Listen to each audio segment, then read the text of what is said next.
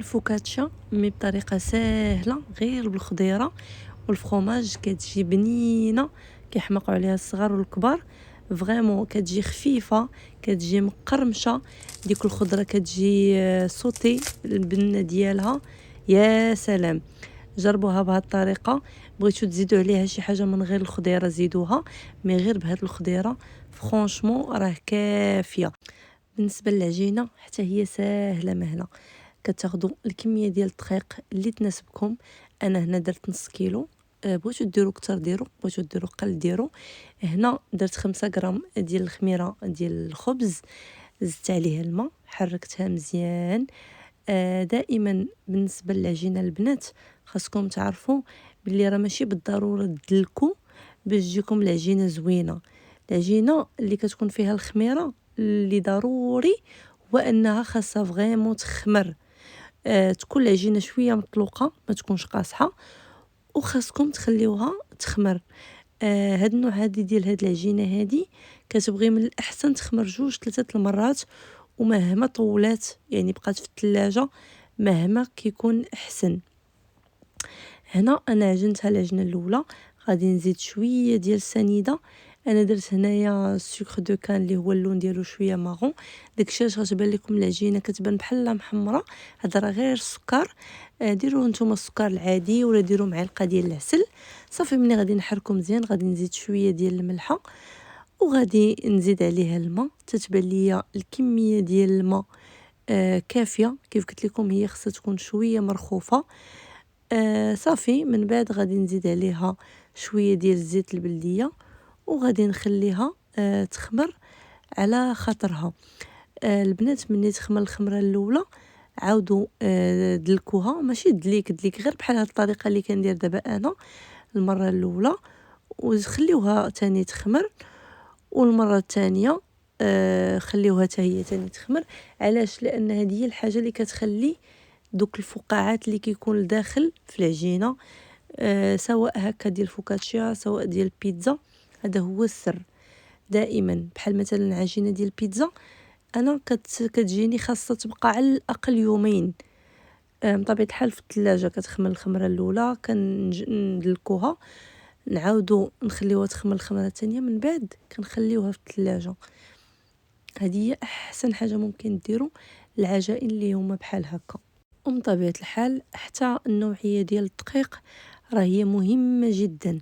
انا الدقيق اللي استعملت في هذه الوصفه هذه كان فريمون الكاليتي ديالو ما زويناش نهائيا.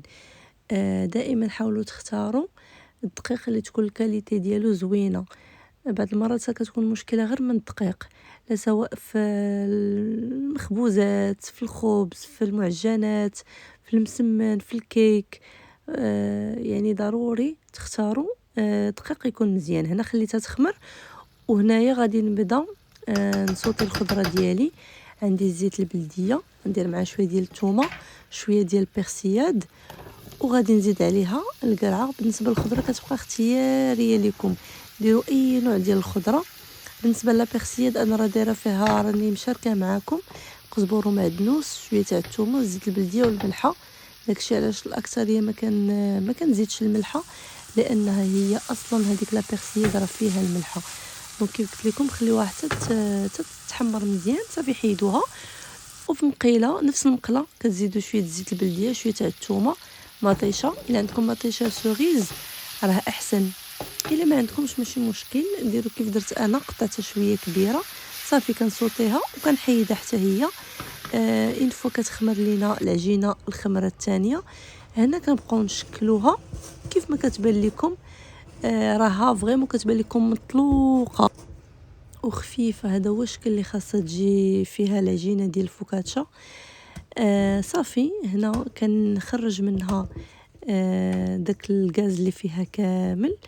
غادي نجيب لاطه، نتوما جيبوا شي لاطه اللي عندكم، غادي تدهنوها بالزيت البلديه. ولكن الا كانت كتلصق من الاحسن ديروا ليها البابي كويسون باش هكا ما تلصقش لكم. اما الا درتو الزيت البلديه مزيان راه ما غاديش تلصق لكم. كندير الزيت البلديه. سيرتو هاد الوصفه هادي راه كتبغي فريمون الزيت البلديه، يعني الناس اللي دايرين الريجيم واخا الزيت البلديه راها صحيه، مي الناس اللي دايرين الريجيم هاد الوصفه هذه خليوها الويكاند، لان ضروري من الزيت البلديه لا هكا ملي كتبغيو ديروها فوق اللاطه ديالكم ولا حتى ملي كتسرحوا العجينه ضروري تشبعوها بالزيت البلديه. هنايا ملي غادي تسرحوا العجينه المره الاولى خليوها ترتاح واحد شويه عاد سرحوها. حيت مهما خمرات وسرحتوها وعاود خمرات وسرحتوها هي فاش كتجي زوينه. ابخي انا ما عنديش الوقت ففريمون درتها بحال هكاك ما خليتهاش حيت ما كانش عندي الوقت هنايا. ودرت ليها نص طيبه، ماشي نص طيبه مي خليت ديك لاباط طيب هي الاول عاده من بعد زدت ليها ديك الخضره، لان فريمون بغيت ديك الخضره ما تبقاش ما تعطلش باش ما تجينيش هكاك محرحره، لان هي فايته طيبه ديك الخضره فما محتاجاش انها تبقى المده كامله فاش غادي طيب العجينه ديال الفوكاتشا. دونك هنايا مني سرحتها بحال هكا كان الفران ديجا سخون كتسخنوه مزيان كانكم غادي طيبوا البيتزا. انا درتو يسخن على 250 درجه تسخن مزيان. عاد دخلت العجينه، انا العجينه خليتها حتى طابت فريمون مزيان. خرجتها في الاول كندهنها بلا كريم فريش 30% ديال ماتيغ غراس ضروري سينو غادي يطلق لكم الماء. وبالنسبه للانواع ديال الفرomاج كيبقاو اختياريين.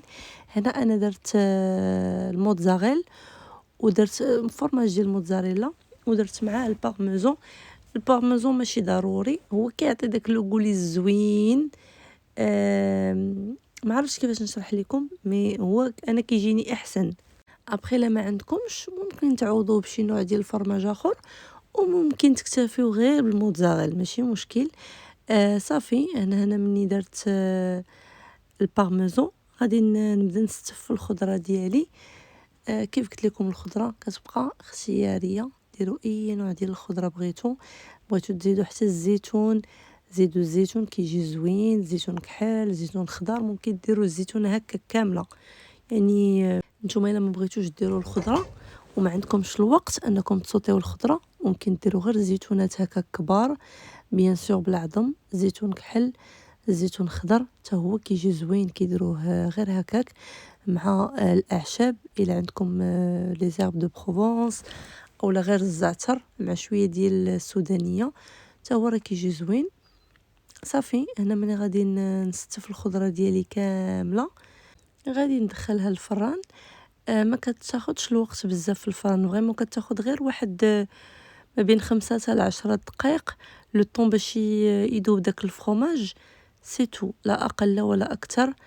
هاد الوصفه فريمون كتعجب حتى الدراري الصغار جربوها راه فريمون كتستاهل التجربه. غادي نخلي لكم الباقي ديال الفيديو.